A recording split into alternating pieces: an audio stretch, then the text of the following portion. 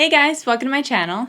Today you're going to see me transform myself into the character Milhouse from The Simpsons, but with a little twist.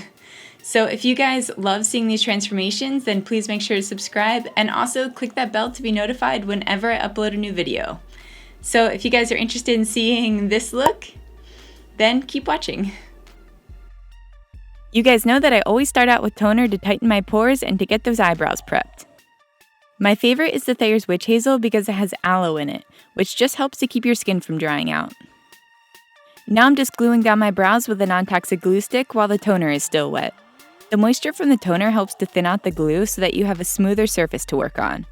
I kept this part in normal speed so that you guys can really see how many layers of glue I apply. Coat them as many times as you need until all of the hairs are completely flat. This is probably the most important step because if you don't coat the hairs properly, then it's just going to look really lumpy and textured when you go to apply your paint. Now that we're prepped and ready to go, I'm grabbing some black shadow and getting started on mapping out the features of the character. You can use any black shadow for this, but my favorite is by Ben Nye. It's super opaque and just glides on smoothly without getting all patchy. For cartoon looks, I found that it helps to focus on where you want the top of the face to hit and where the body should begin. It can be extremely overwhelming when thinking of the image as a whole, so if you break it up into two parts, the top half and the lower half, it just takes some of the pressure off and allows you to focus on one section at a time. Now I'm just putting my hair back so that I can apply a bald cap. I've used this one a few times, so it's looking a little beat up and stained, but it works just as well. I only use bald caps for the looks that take up a lot of headspace, and especially for when I know I'm going to be gluing on extra features. So to keep the bald cap in place, you want to glue that down with some spirit gum, and then line those edges with liquid latex to fill in the gap between your face and the cap. Think of it like paving a road. You need to fill in the gaps to get a smooth surface. I don't know why I used that reference. Once that latex dries down, it's time to sketch out the top of my head, then start to map out where I want the body to go. It was really cold in my house, so I wanted to wait as long as possible before I had to take my shirt off. So instead, I'm avoiding going into detail there, and I'm moving right on to painting his head portion.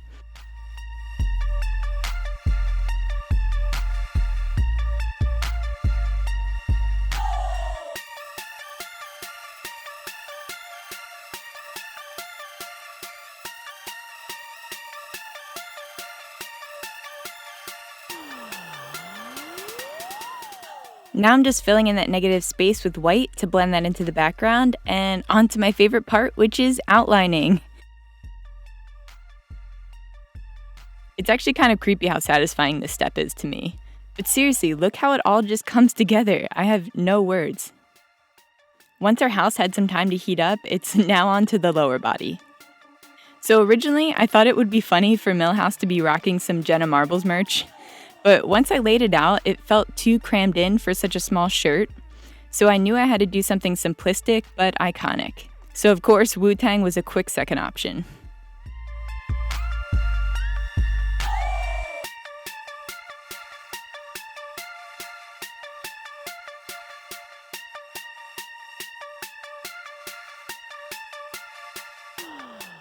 For just about all of my colored paints, I use the Mayor on Paradise palette.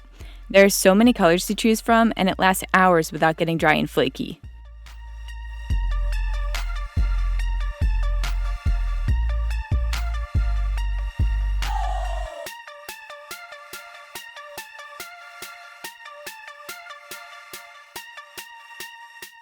And continuing on, I'm just finishing up blacking out the background and more outlining.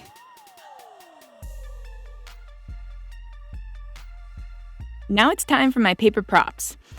I made these off camera real quick, but I've been thinking of making a video showing you guys how I actually create these, so let me know if that's something that you want to see.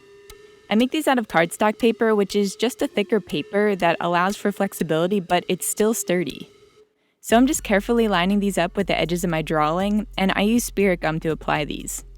So you just want to wait about a minute for it to get tacky before sticking it on, or else it's just going to slide around and it won't stay put. I thought that a gold tooth would be appropriate after deciding on the Wu-Tang shirt. Then I just fill those pupils in, and here you get kind of a brief idea of how I make these props. So I just grabbed some paper, bumped it up to the area, and just freehanded the sketch of what I needed. Then I just go in with a little more yellow to balance out the coloring, and we're done. Thank you guys so much for watching. Let me know what characters you want to see me do next, and as always, stay creative.